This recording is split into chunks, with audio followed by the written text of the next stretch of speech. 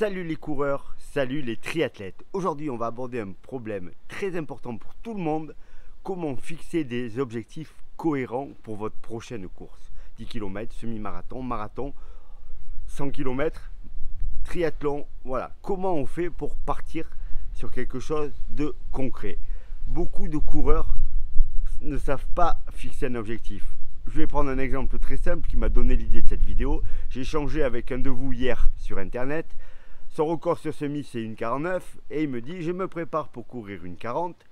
Ok, pas de problème. Je lui ai demandé quels étaient ses critères et il me dit un de mes clients m'a dit que c'est une 40 c'était bien. C'est-à-dire qu'il fait toute sa prépa par rapport à ça alors qu'il ne sait absolument pas si c'est quelque chose qu'il peut faire. Il a une idée de sa VMA mais vraiment qu'une idée et il a couru une 49. Et là je lui ai dit tout simplement une 49, une 40. En gros, c'est 25 secondes au kilomètre de gagner par kilomètre. C'est un gouffre. Donc, sur le papier, c'est 9 minutes. En réalité, c'est un gouffre. Il ne peut pas fixer un objectif comme ça, c'est pas possible. Donc, dans cette vidéo, on va aborder avec vous comment fixer un objectif. On va commencer par les coureurs. Si vous êtes un coureur expérimenté et que vous avez énormément participé à des courses, vous avez plein de références. 10 km, semi-marathon, marathon. Vous devez pouvoir savoir si vos perfs sont cohérentes. Si vous êtes, par exemple, je vais prendre mon exemple comme d'habitude, je cours le 10 km en moins de 36 minutes, je cours le semi-marathon en moins d'1h19, je cours le marathon en 2h45, c'est quelque chose qui correspond à peu près aux critères qu'on connaît, c'est-à-dire 92-93% de la VMA sur le 10 bornes, 83, 84 ou un peu moins sur le semi et 80 sur le marathon. Mais c'est très très rare d'être à ça. Moi j'ai 85 marathons à mon actif, j'ai 40 ans de course à pied, donc vraiment je maîtrise vraiment les allures. Mais si ce n'est pas votre cas, eh ben, il ne faut pas partir en aveugle. Alors comment on fait? Si on est débutant et qu'on veut courir, on va souvent commencer par un 10 km. Alors on peut avoir fait des tests, etc. Mais sinon le plus simple à faire pour un débutant qui court un 10 km, c'est à l'entraînement, quelques temps avant, vous courez un 5 km à bloc.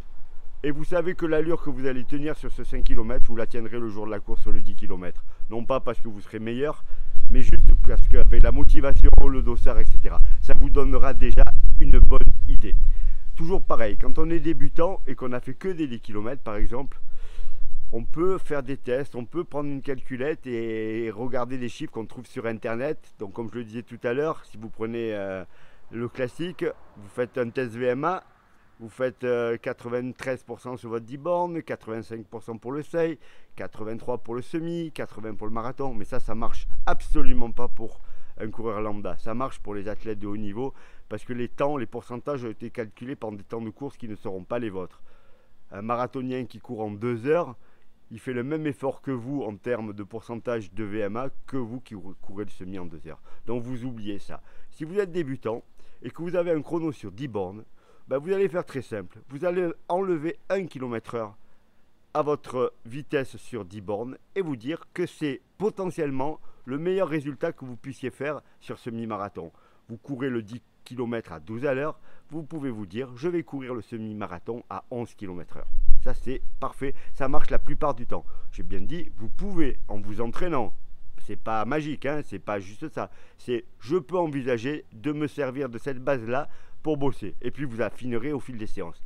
Si vous montez sur marathon, il faut encore enlever 1 km. Je cours le 10 à 12, le semi, je peux le courir à 11 et je peux courir le marathon à 10. Sachant une chose, c'est que plus on augmente la distance, plus les calculs sont compliqués à faire car il y a d'autres choses qui rentrent en compte. Jusqu'au semi ça va, mais dès que vous passez sur marathon, ben, il y a le problème de bien s'alimenter, le problème de tenir mentalement un effort aussi longtemps. Mais de base, vous savez que votre potentiel maximum, c'est ça. N'allez pas prendre un chrono dans un magazine au hasard, n'allez pas écouter un copain qui vous dit « Oh ben viens on court le marathon en 3h30 » ou voilà, c'est pas possible de faire ça. Vous allez droit dans le mur. Vous calculez 1 km/h, etc. Vous rajoutez. Ensuite, pour les coureurs plus expérimentés, si vous avez déjà couru la distance, vous savez si vous l'avez couru à bloc, si vous avez eu des défaillances, mais ça vous donne déjà une bonne idée. Vous avez couru en 1,49, comme je reviens à mon exemple de tout à l'heure, vous pouvez vous dire, allez, je vais gratter 3 minutes, 4 minutes, ça correspond à tant de secondes au kilo, je vais essayer de bosser là-dessus. C'est pas aberrant non plus. Mais ne prenez pas un chiffre au hasard sur un papier en vous disant je vais le faire. Ensuite, il y a tout ce qui est test. Alors, on oublie les débutants, on passe à des coureurs qui ont un peu plus de connaissance de la course et qui ont fait des tests VMA. Vous avez le test le plus simple quand on est seul, c'est le demi-Cooper, c'est-à-dire vous courez 6 minutes, vous regardez la distance et c'est votre VMA. Vous avez un test qui est beaucoup plus fiable, mais il faut être en groupe, c'est en extérieur, c'est le VAMEVAL avec une accélération de l'allure régulière. Ou vous pouvez faire ce test-là sur un tapis de course, il suffit d'être deux. Vous commencez à 8 km/h et vous incrémentez l'allure d'un demi-kilomètre/heure toutes les minutes jusqu'à ce que vous ne puissiez plus courir. Ça demande d'apprendre à courir sur le tapis. Ça demande souvent d'avoir quelqu'un qui vous assiste pour monter les vitesses, mais ça vous permettra d'avoir une VMA qui est à peu près cohérente. À partir de là, il existe des formules, comme je disais tout à l'heure, de calcul pour avoir des allures. Le problème, c'est que les temps de course ne rentrent pas en compte. Et quand vous faites 80% de VMA pour avoir votre allure marathon, ça marche peut-être quand on court en 2h10. Et moi, tous les coureurs que je connais chez qui ça marche, c'est des gens qui valent moins de 2h30. Vraiment, ça tient la route. Si vous êtes beaucoup plus lent, ça ne marche pas. Vous allez plutôt courir votre marathon entre 70 et 80% de votre VMA. Donc c'est très très variable. Et plus la distance va augmenter, si vous passez sur 100 km, ça sera encore plus compliqué que ça.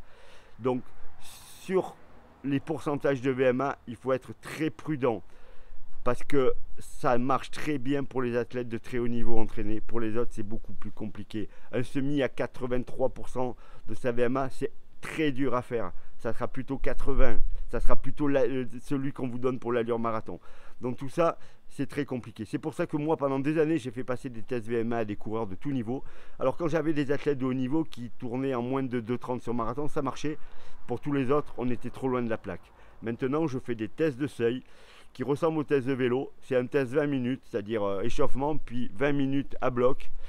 Et à partir de là, je détermine la vitesse au seuil. Et avec la vitesse au seuil, j'arrive à déterminer des allures marathon, par exemple, qui sont très fiables et on tombe vraiment très proche. Et la plupart du temps, dans 80% des cas, on atteint les objectifs. Alors, il y a des gens qui échouent, mais ça, c'est autre chose. Mais on ne s'est pas trompé au niveau des allures. C'est hyper important de bien calibrer cela.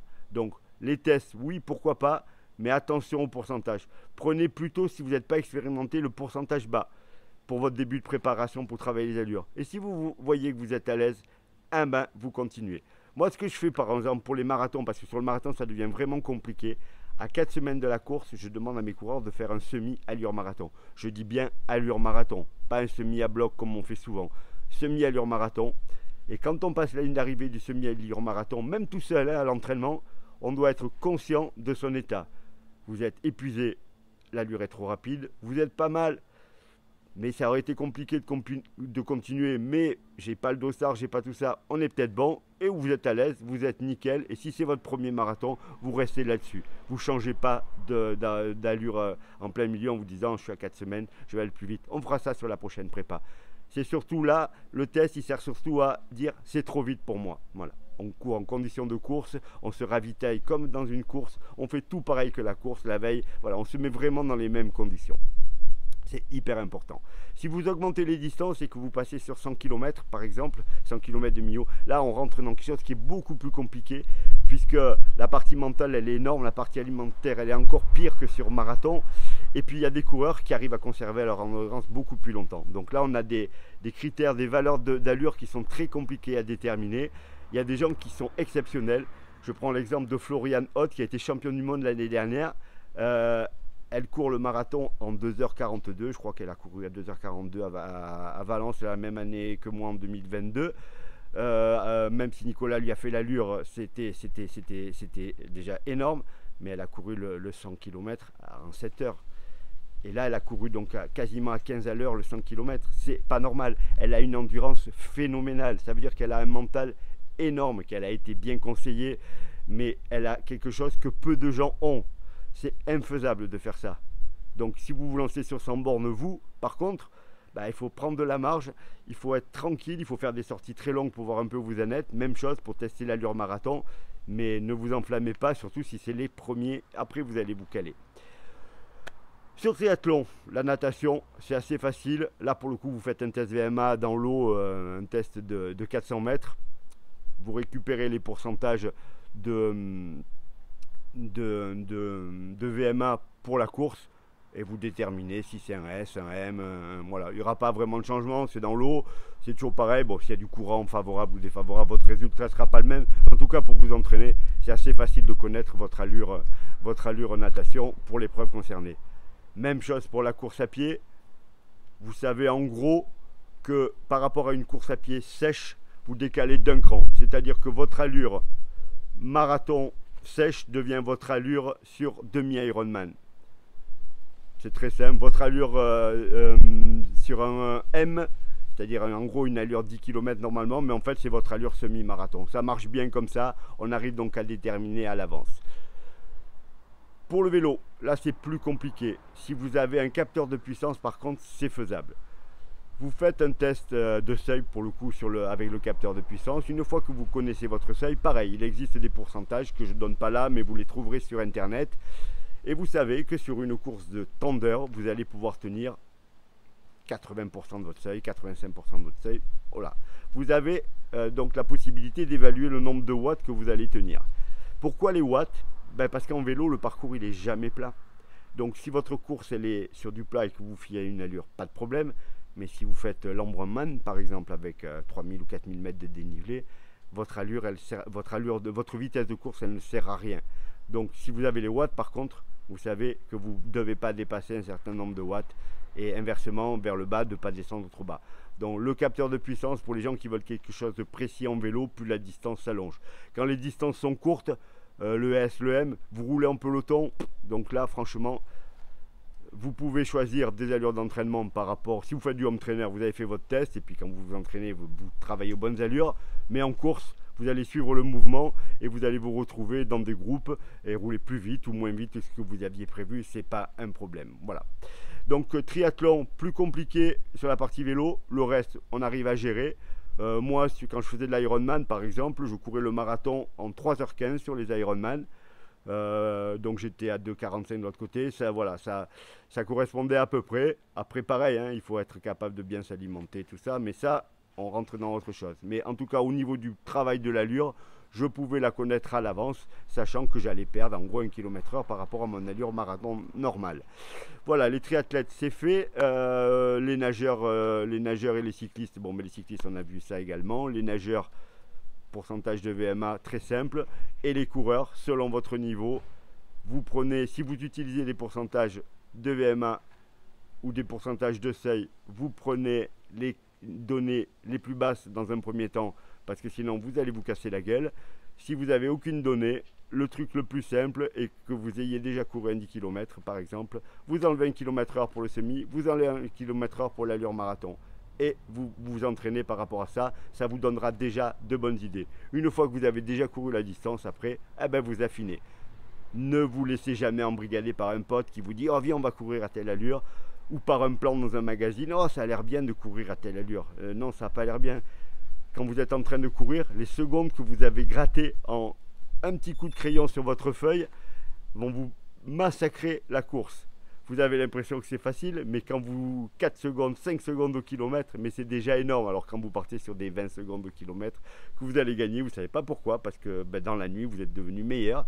Sans vous entraîner plus, ce n'est pas possible. Soyez raisonnable dans vos objectifs.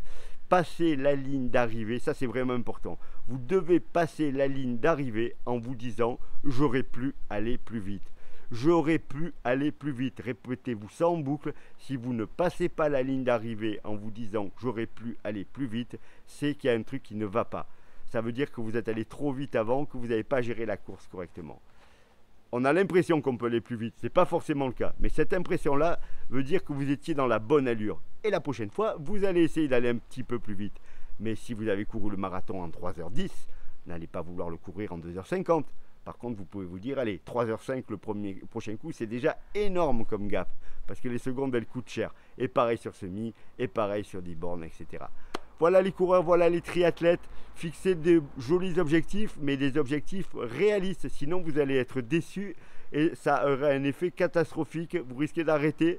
Vous risquez de vraiment être tellement déçu que ça va vous plomber vos prochaines séances et vos prochaines courses. Un objectif réaliste et on l'atteint parce qu'on s'est préparé pour cela. Bon entraînement à tous et à bientôt.